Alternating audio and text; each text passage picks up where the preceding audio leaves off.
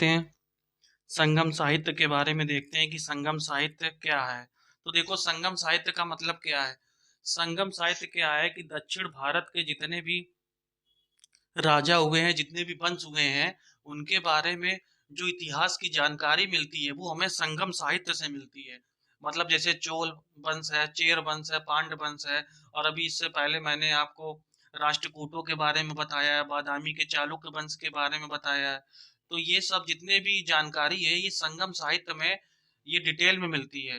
तो इसीलिए संगम साहित्य का, संगम का मतलब क्या होता है। संगम का मतलब ये होता है कि जहाँ पे बहुत सारे लोग मिलते हैं और बहुत सारे साहित्यकार मिलते हैं और वहाँ पे डिस्कशन करते हैं और उससे कुछ कंक्लूजन, एक क्रक्स निकलता है किसी भी चीज का, तो वही संगम होता है। और संगम साहित्य का मतलब ये हुआ है कि जब कोई बहुत सारे साहित्यकार लोग आपस में मिलते थे और अपने साहित्य की प्रस्तुतिकरण करते थे, और जब वो साहित्य का अपने प्रस्तुतिकरण करते थे और जो साहित्य अप्रूव हो जाता था वो साहित्य पब्लिश हो जाता था, और जो साहित्य अप्रूव नहीं हुआ वो साहित्य पब्लिश नहीं हो पाता था।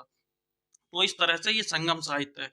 तो देखो, संगम साहित्य का कितने संगम साहित्य हुए हैं ये पहले समझो। तो संगम साहित्य अभी तक टोटल 3 संगम साहित्य हुए हैं। ठीक है, 3 संगम साहित्य में क्वेश्चन से देखो, पहला क्वेश्चन क्या है कि पहला संगम साहित्य का आयोजन किस शहर में किया गया। तो देखो, टोटल 3 संगम साहित्य अभी तक हुए हैं जिनके बारे में हमें जानकारी मिलती है कि संगम वंश के संगम दक्षिण भारत के राजाओं के बारे में जो जानकारी मिलती है वो हमें संगम साहित्य से मिल रही है। तो टोटल 3 संगम साहित्य हुए हैं। उसमें देखो कि पहला संगम साहित्य, ये क्वेश्चन लिखा हुआ है कि पहला संगम साहित्य का आयोजन किस शहर में किया गया। ठीक है, तो देखो मैं लिख रहा हूँ, आप समझिएगा। पहले संगम साहित्य का जो आयोजन है वो किया गया मथुरा में। ठीक है, ये पहला संगम साहित्य का आयोजन है। ठीक है, इसकी जो अध्यक्षता है वो की थी अगस्त ऋषि ने। ठीक है, तो पहला ये हो गया, पहला संगम साहित्य। दूसरा संगम साहित्य, तो दूसरा संगम साहित्य हुआ था कपाटपुरम में, कपाटपुरम। ठीक है, तो ये कपाटपुरम में हुआ, और इसकी अध्यक्षता किसने की थी, तो इसकी अध्यक्षता भी इसी ने की थी, अगस्त ऋषि ने। ठीक है, तो चलो अब देखो देखो तीसरा देखते हैं, तीसरा संगम साहित्य कब हुआ। तो तीसरा संगम साहित्य हुआ था फिर से मथुरा में, और इसकी अध्यक्षता की थी नकीर ने। रुको यहाँ लिख दे रहे हैं, नकीर। तो ये है, 3 संगम साहित्य हैं। पहला हुआ है मथुरा में, पहला हुआ मथुरा में, दूसरा हुआ कपाटपुरम में, और तीसरा हुआ है फिर से मथुरा में। और इसकी अध्यक्षता किसने की है, अगस्त ऋषि ने। इसकी अध्यक्षता किसने की है, इसकी भी अगस्त ऋषि ने की है, और इसकी की है नक्कीर ने। तो ये देखो, ये 3 चाहे कोई भी चीज, जैसे जीएस में बहुत सारी चीजें होती हैं तो आपको याद करना है चीजें, तो ये कैसे याद नहीं होती हैं, ये भी बड़ी समस्या आती है सामने। तो उसमें देखो कि इसके कुछ कोड वर्ड बना लिया करो, ऐसे याद किया करो। तो ये देखो एमए हो गया, तो जैसे एमए है तो एमए से याद कर लो। दूसरा के से केरल हो गया मान लो, तो केरल मान लो। और तीसरा अपने आप एम के बाद एन आता है अल्फाबेट में, इंग्लिश में, तो इस तरह से याद कर लो। तो ये हो गया, ये इसका पूरी समरी हो गई। ये तो अब देखो, पहले संगम साहित्य का आयोजन किस शहर में किया गया, तो इसकी मदुरा में किया गया है। पहले क्वेश्चन का आंसर ये हो गया। चलो दूसरा क्वेश्चन देखते हैं, पहले संगम साहित्य की अध्यक्षता में, किसकी अध्यक्षता में हुआ था। तो इसमें 4 ऑप्शन आपको दिए गए हैं। पहला है नकीर, दूसरा है तिरुक तिरुकेसर, तीसरा है अगस्त ऋषि, और चौथा है तोल कापियर। तो देखो, मैंने आपको अभी बता दिया है कि संगम साहित्य की अध्यक्षता किसकी अध्यक्षता में हुआ था। पहला तो ये हुआ था अगस्त ऋषि में, अगर अगस्त ऋषि ये हो गया। दूसरा अगर कहा जाए तो दूसरा हुआ अगस्त ऋषि में। अगर तीसरा तो नकीर। तो इस तरह से आपको, इस तरह से कोड वर्ड याद रखने हैं। ठीक है, अब चलो ये दूसरा क्वेश्चन हो गया। अब तीसरा क्वेश्चन देखते हैं। ठीक है, निम्नलिखित में से किसका विषय प्रेम प्रसंग है। तो 4 ऑप्शन आपको दिए गए हैं, मणि मेखले, शिल्पाधिकारम दूसरा ऑप्शन है, तीसरा ऑप्शन है जीवक चिंतामणि, और चौथा ऑप्शन है कुंडल केसी। तो ये आपको बताना है किसका प्रेम प्रसंग है। तो इसका आंसर है शिल्पाधिकारम, ये देखो बी ऑप्शन इसका सही हो गया है, बी ऑप्शन। देखो अब शिल्पाधिकारम की कहानी सुनो, क्या है शिल्पाधिकारम की कहानी, क्योंकि मैं आपको जितने भी क्वेश्चन कराऊंगा उन्हीं में थ्योरी भी आपको करवाता जाऊंगा, आपको अलग से ज्यादा पढ़ने की जरूरत नहीं है। शिल्पाधिकारम, देखो इसकी कहानी क्या है, तो देखो ये कहानी है कावेरी पट्टम। कावेरी पट्टम एक नगर था, ठीक है। देखो ये कावेरी पट्टम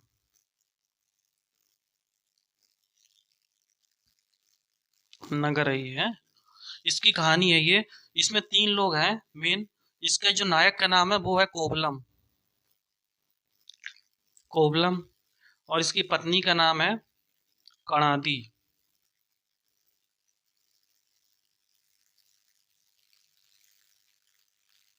ठीक है। और एक इसमें करेक्टर है माधवी। ये तीन आप करेक्टर के नाम याद रखो।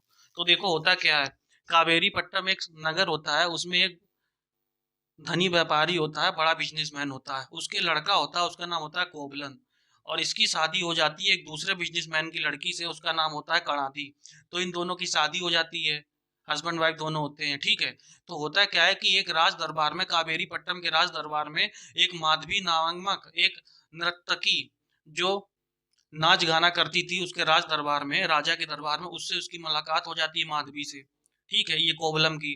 तो जब मुलाकात हो जाती है तो दोनों के बीच में प्रेम प्रसंग चालू हो जाता है। तो जब प्रेम प्रसंग इसके बीच में, इन दोनों के बीच में चालू हो जाता है, तो क्या होता है कि ये उसके ऊपर सारा पैसा जेवर वगैरह सब लुटा देता है, और इसके पास कुछ नहीं बचता है कोवलम के पास। ये अपनी वाइफ का जितना भी जेवर और जितना भी सोना था वो सब इसके ऊपर लुटा देता है। बाद में क्या होता है कि माधवी इसको ठुकरा देती है।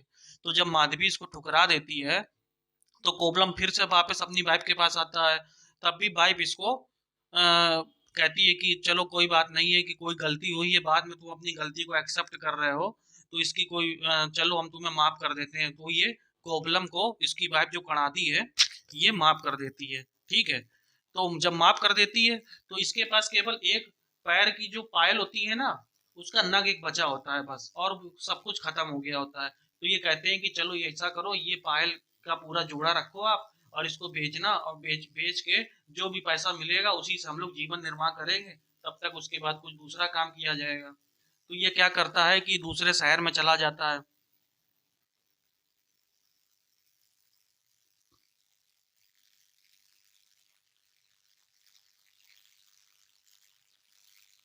ठीक है। तो ये जब दूसरे शहर में चला जाता है तो वहां पे क्या होता है कि ये किसी ज्वेलरी या मतलब किसी सुनार जिसको बोलते हैं ना, सुनार के पास जब ये जाता है और अपने ये पायल का उस पूरे पेयर का एक पीस ले जाता है।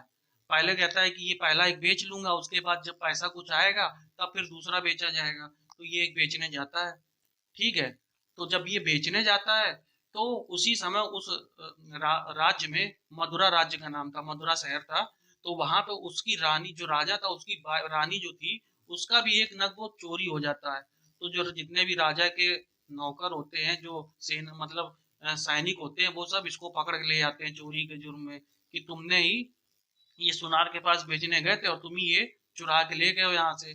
तो इसको जो है बिना कोई अभियोग चलाए, इसके ऊपर कोई भी अभियोग नहीं चलता है, और इसको फांसी की सजा सजा दे दी जाती है और उसको मार दिया जाता है, इसके पति को, कोबलम को।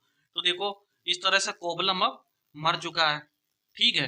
अब क्या होता है, इसकी वाइफ जो कणादी होती है, इसकी वाइफ जाती है राजा के दरबार में और कहती है कि जो ये एक पीस आपने चोरी का इल्जाम लगाया हुआ है मेरे हस्बैंड के ऊपर, और उसको फांसी की सजा आपने दे दी है, इसका दूसरा पीस ये मेरे पास है, ये मेरा ही पीस था, ये चोरी का नहीं था।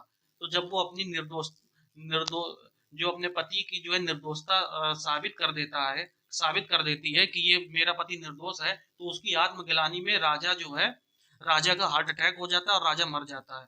तो देखो इस तरह से राजा मर गया। और जब राजा ये मर जाता है तो उसके जो है, फिर ये इसकी जो वाइफ है कणादी, उसकी जो है अग्नि में मतलब श्राप देती है कि ये पूरा राज्य जल के राख हो जाए। तो फिर उसकी जो राज्य है मथुरा शहर, वो जल के पूरा राख हो जाता है उसकी पत्नी की क्रोध की अग्नि में।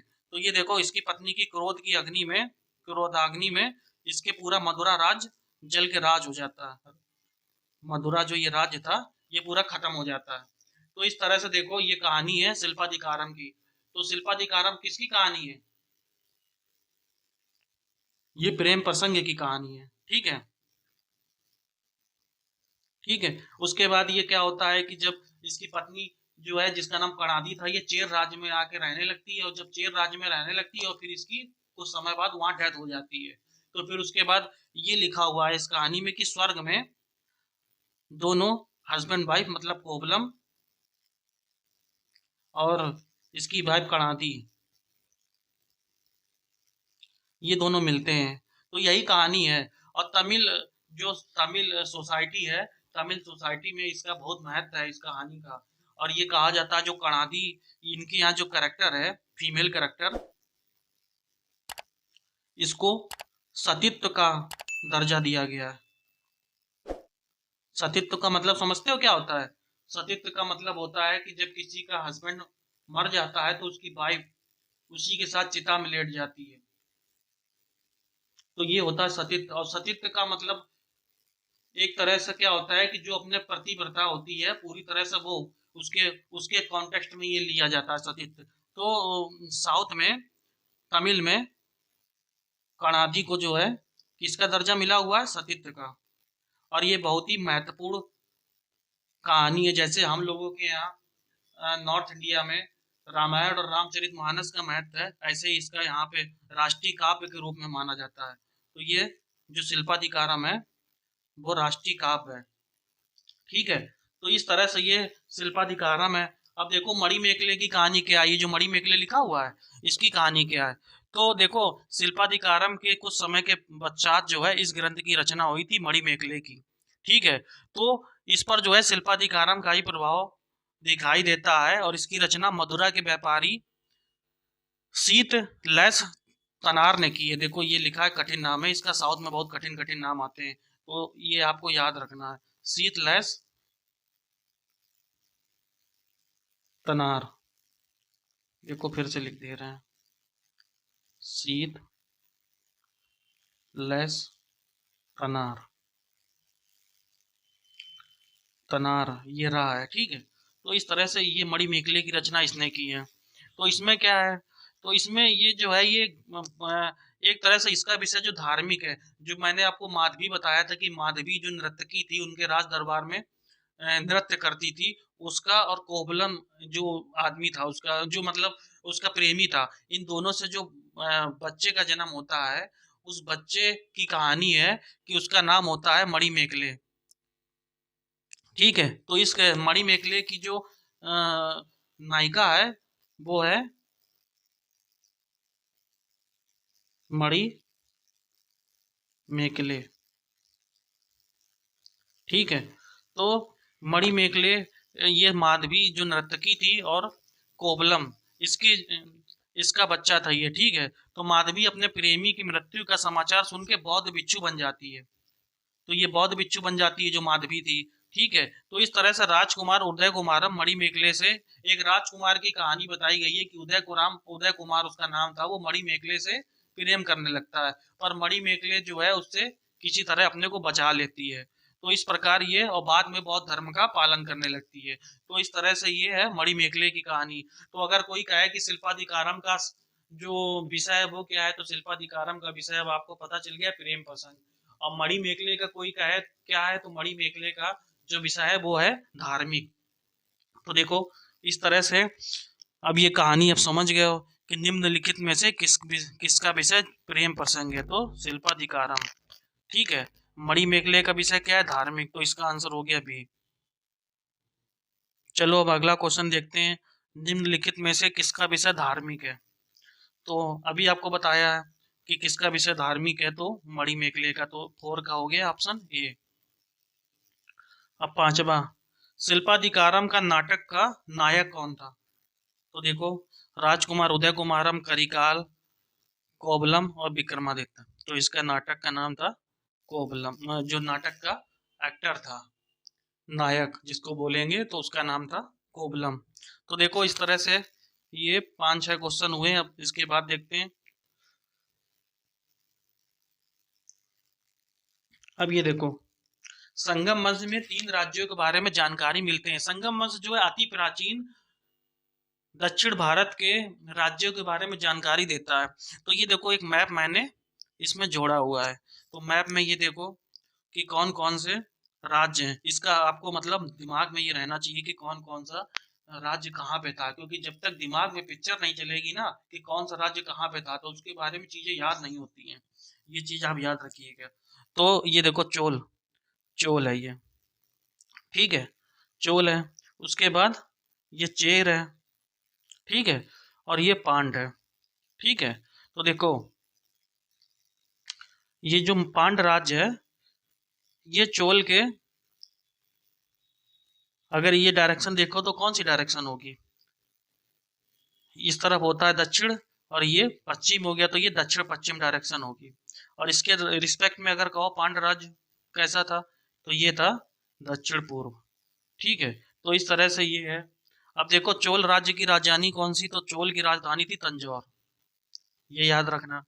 पांड की राजधानी क्या थी, ये देखो मदुरई बना हुआ है। और चेर की राजधानी तो कोल्लम, देखो ये कोल्लम, यहाँ लिख के दे रहा हूँ, कोल्लम, ठीक है। तो इस तरह से ये तीन राज्य हैं, तो ये चीजें याद रखना। चलो अब आगे बढ़ते हैं। मणि मेखले की नायिका का नाम क्या है, तो पहला है ऑप्शन माधवी।